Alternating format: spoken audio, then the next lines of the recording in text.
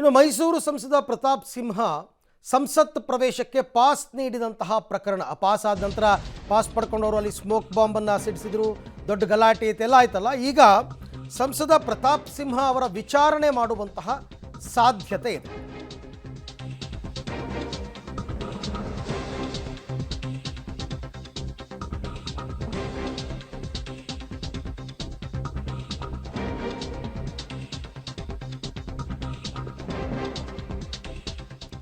ಸಂಸತ್ ಪ್ರವೇಶಕ್ಕೆ ಪ್ರತಾಪ್ ಸಿಂಹ ಅವರು ಪಾಸ್ ಕೊಟ್ಟಿದ್ದರು. ಅದಾದ ನಂತರ ಏನಾಯಿತು ಅಂತ ನಿಮಗೆಲ್ಲ ಗೊತ್ತೇ ಇದೆ.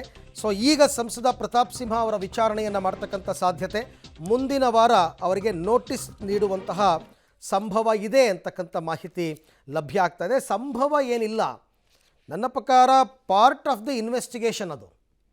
ಅವ್ರು ತಪ್ಪಿದೆಯೋ ತಪ್ಪಿಲ್ವೋ ಸೆಕೆಂಡರಿ, ಬಟ್ ಅವ್ರನ್ನ ಕರೆಸಿ ವಿಚಾರಣೆ ಮಾಡ್ತಕ್ಕಂಥದ್ದು ಅದು ಇನ್ವೆಸ್ಟಿಗೇಷನ್ನ ಒಂದು ಭಾಗ. ಹಾಗಾಗಿ ಮುಂದಿನ ವಾರ ಅವರಿಗೆ ನೋಟಿಸ್ ಕೊಡುವಂತಹ ಸಾಧ್ಯತೆ ಇದೆ. ಸಹಜವಾಗಿ ಹೇಗೆ ಕೊಟ್ರಿ, ನೀವು ಯಾವ ಮಾನದಂಡದಲ್ಲಿ ನೀವು ಪಾಸ್ಗಳನ್ನ ಇಶ್ಯೂ ಮಾಡ್ತೀರಾ, ಯಾರು ಕೇಳಿದ್ರೂ ಕೊಟ್ಬಿಡ್ತೀರಾ, ಅಥವಾ ಯಾರೋ ಥರ್ಡ್ ಪರ್ಸನ್ ಫೋರ್ತ್ ಪರ್ಸನ್ ಕೇಳಿದ್ರೆ ಕೊಟ್ಬಿಡ್ತೀರಾ, ಹೀಗೆಲ್ಲ ಕೆಲವೆಲ್ಲ ಇರುತ್ತೆ. ಗೈಡ್ಲೈನ್ಸ್ಗಳನ್ನ ಫಾಲೋ ಮಾಡಿದಾರಾ ಇಲ್ವಾ ಅಂತೆಲ್ಲ ತಿಳ್ಕೊಬೇಕಾಗತ್ತೆ. ಹಾಗಾಗಿ ಈಗ ವಿಚಾರಣೆಗೆ ಅವರಿಗೆ ನೋಟಿಸನ್ನು ಕೊಟ್ಟು ಕರೆಯುವಂತಹ ಸಾಧ್ಯತೆ ಇದೆ. ಆದರೆ ಇದ್ರ ಯಾರು ವಿಚಾರಣೆಯನ್ನು ಕೈಗೆ ಎತ್ಕೊಂಡಿದ್ದಾರೆ ಅವರು ಸಹಜವಾಗಿ ಈಗ ಒಂದು ನೋಟಿಸನ್ನು ಕೊಡ್ತಾರೆ ಪ್ರತಾಪ್ ಸಿಂಹ ಅವರಿಗೆ.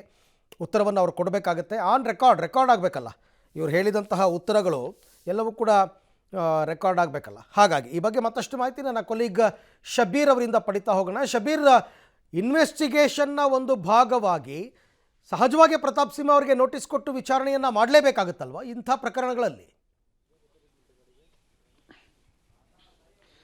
Arvind, it's a procedure. ಇದನ್ನ ಮಾಡಲೇಬೇಕು, ಮಾಡ್ತಾರೆ ಕೂಡ.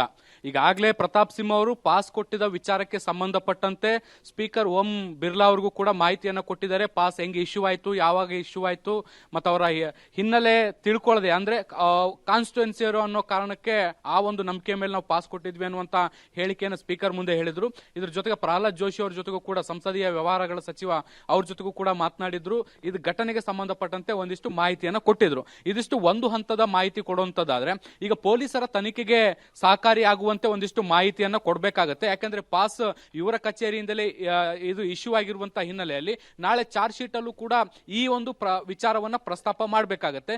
ಹೀಗಾಗಿ ಅವರ ಹೇಳಿಕೆಯನ್ನ ಪಡೆಯುವಂತದ್ದು ಈಗ ಪೊಲೀಸರ ಕೆಲಸ ಕೂಡ ಆಗಿರುವಂತಹ ಹಿನ್ನೆಲೆಯಲ್ಲಿ ಅವರಿಗೆ ಒಂದು ಸಮನ್ಸ್ ಅನ್ನ ಕೊಟ್ಟು ಅಥವಾ ನೋಟಿಸ್ ಅನ್ನ ಕೊಟ್ಟು ಅವ್ರನ್ನ ವಿಚಾರಣೆಗೆ ಒಳಪಡಿಸುವಂತಹ ಸಾಧ್ಯತೆಗಳಿದಾವೆ. ವಿಚಾರಣೆಗೆ ಒಳಪಡಿಸೋದು ಅಂದ್ರೆ ಏನು, ಬಹಳ ದೊಡ್ಡ ಇದು ಅಲ್ಲ. ಇವರಿಗೆ ಪಾಸ್ ಹೇಗೆ ಇಶ್ಯೂ ಮಾಡಿದ್ರಿ, ಯಾವ ಆಧಾರದ ಮೇಲೆ ಇಶ್ಯೂ ಮಾಡಿದ್ರಿ, ನೀವೇ ಖುದ್ದು ಇವರಿಗೆ ಪಾಸ್ ಕೊಡ್ಲಿಕ್ಕೆ ಸೂಚನೆಯನ್ನ ಕೊಟ್ರೆ, ಅಥವಾ ನಿಮ್ಮ PS ಗಳ ಮೂಲಕ ಆಪ್ತ ಸಹಾಯಕರು ನಿಮ್ಮ ಅರಿವಿಲ್ಲದೆ ಇವರಿಗೆ ಪಾಸ್ ಅನ್ನ ಕೊಟ್ರ, ಹೇಗೆ ಇವರಿಗೆ ನಿಮ್ಮ ಕಚೇರಿಯಿಂದ ಪಾಸ್ ಹೋಯ್ತು ಅನ್ನುವಂತ ಒಂದಿಷ್ಟು ಸ್ಪಷ್ಟನೆಗಳನ್ನ ಪಡೆಯುವಂತ ಕೆಲಸವನ್ನ ಮಾಡ್ತಾರೆ. ಅದಕ್ಕೆ ಸಂಬಂಧಪಟ್ಟಂತೆ ಈಗಾಗಲೇ ಪೊಲೀಸರು ಕೆಲವೊಂದಿಷ್ಟು ಪ್ರಶ್ನೆಗಳನ್ನ ಕೂಡ ತಯಾರಿ ಮಾಡ್ಕೊಂಡಿದ್ದಾರೆ. ಯಾವುದೇ ಸಂದರ್ಭದಲ್ಲೂ ಕೂಡ ಅವ್ರನ್ನ ಕರೆದು ಅವರಿಂದ ಒಂದಿಷ್ಟು ಇನ್ಪುಟ್ಸ್ ಅನ್ನ, ಮಾಹಿತಿಯನ್ನ ಪಡೆಯುವಂತ ಸಾಧ್ಯತೆಗಳಿದಾವೆ. ಇದನ್ನ ತನಿಖೆಯ ಭಾಗದಲ್ಲಿ, ಅಂದ್ರೆ ಚಾರ್ಜ್ ಶೀಟ್ ನಲ್ಲಿ ಮುಂದಿನ ಹಂತದಲ್ಲಿ ಆ ಒಂದು ಮಾಹಿತಿಯನ್ನ ಉಲ್ಲೇಖ ಮಾಡ್ತಾರೆ. ಯಾಕಂದ್ರೆ ಅವರು ಪಾರ್ಲಿಮೆಂಟ್ ನ ಒಳಗಡೆ ಹೋಗ್ಲಿಕ್ಕೆ ಹೇಗೆ ಸಹಾಯ ಆಯ್ತು ಅನ್ನುವಂತ ಅಂಶವನ್ನ ಚಾರ್ಜ್ ಶೀಟ್ ನಲ್ಲಿ ಮೆನ್ಷನ್ ಮಾಡಬೇಕಾದಂತಹ ಸಂದರ್ಭದಲ್ಲಿ ಪ್ರತಾಪ್ ಸಿಂಹ ಅವರ ಹೆಸರು ಮತ್ತು ಅವರ ಕಚೇರಿ ಉಲ್ಲೇಖ ಆಗಿರುವಂತಹ ಹಿನ್ನೆಲೆಯಲ್ಲಿ ಅವರಿಗೆ ಹೇಗೆ ಇಶ್ಯೂ ಆಯ್ತು ಅನ್ನುವಂಥದ್ದನ್ನ ಅವರ ಹೇಳಿಕೆಗಳೊಂದಿಗೆ ಉಲ್ಲೇಖಿಸುವಂತ ಸಾಧ್ಯತೆಗಳಿದಾವೆ. ಹೀಗಾಗಿ ಅವರ ವಿಚಾರಣೆಗೆ ಒಳಪಡಿಸುವಂತದ್ದು ಈಗ ಅನಿವಾರ್ಯ. ಓಕೆ ಶಬೀರ್.